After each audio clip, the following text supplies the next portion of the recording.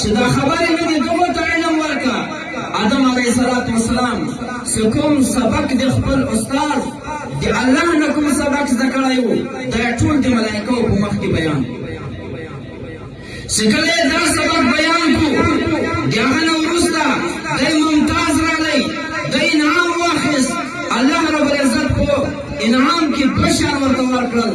یو دا و ملایکو ته یې وویل چې د دې سره استعداد ده د دې سره معرفت الهي ده د دې سره د الله صفت د علم ده د دې علم قدر وکړي. قدر دا ده ټول سجده ورته وکړي. ملایکو ټول سجده ورته وکړله. چې کله یې سر راپورته کړو شیطان بدبخته یې ولید ولاړ ده بله سجده یې وکړله. نو هغه شیطان چې هغه د الله په امر سره آدم علیه السلام ته تعظیمي سجده ونه کړله الله ورته وویل ووځه فإنک الرجیم زه ته رټل شوی ځه ولاړ شه. همدغه معامله د استاد په مدرسو کې د شاګردانو سره چې کوم شاګرد د استاد په فرموداتو باندې عمل نه کوي او د هغه هدایات نه خپروي د مدرسې د قانون موافقه زندګي نه تېروي محتمیم او شیخ ورته یې ځه ولاړ شه د مدرسې نه ولاړ شه ته اهل د دې نه یې چې په دې پاک احمدسرای کې ته دلته وخت تېر کړي.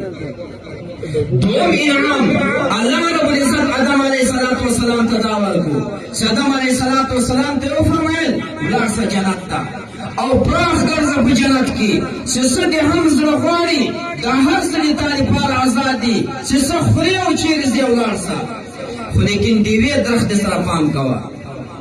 بهرحال آدم علیه السلام چې د هغې درختې نه سره پام ونه کوو الله رب العزت بېرته دنیا ته راولېږو.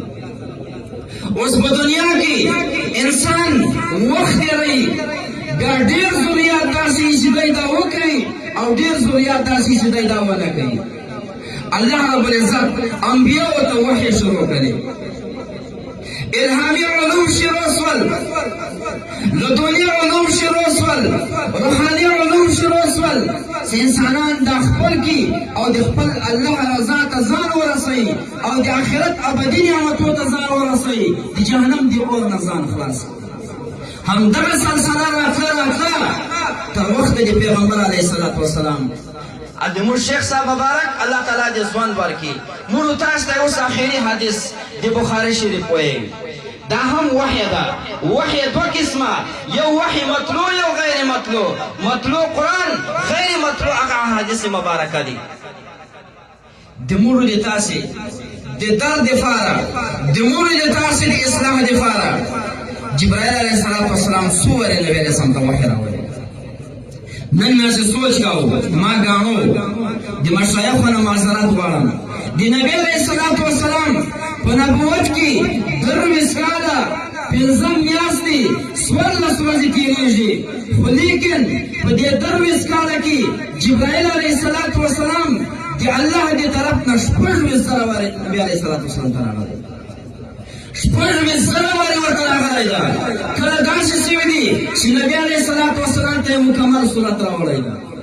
کله داسې شوي دي چې نبي علیه السلام ته یو آیات راوړی ده. کله داسې شوي دي چې آیات نه بلکې جز د آیات هم نبي علیه السلام ته راوړی ده.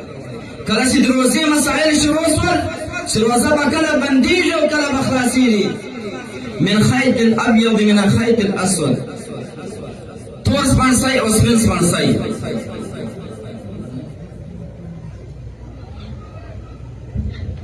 یو صحابي مبارک د خپل بالښت نه 2 تارونه لاندې کړل.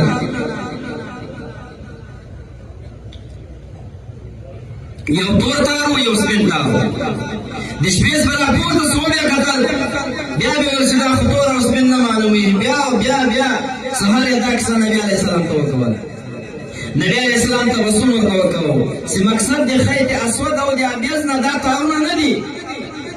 الله رب العزت د دې مټې کې دپاره چې من الفجر د دې دپاره مستقل الله رب العزت جبرائیل علیه السلام راولي. بهرحال زه تفصیل ته نه ځم چې بیا دا مدرسې اوله مدرسه مسجد حرم او بیا راتله هغه مدرسه چې په ظفرآباد کې روحانیه جوړه شوله.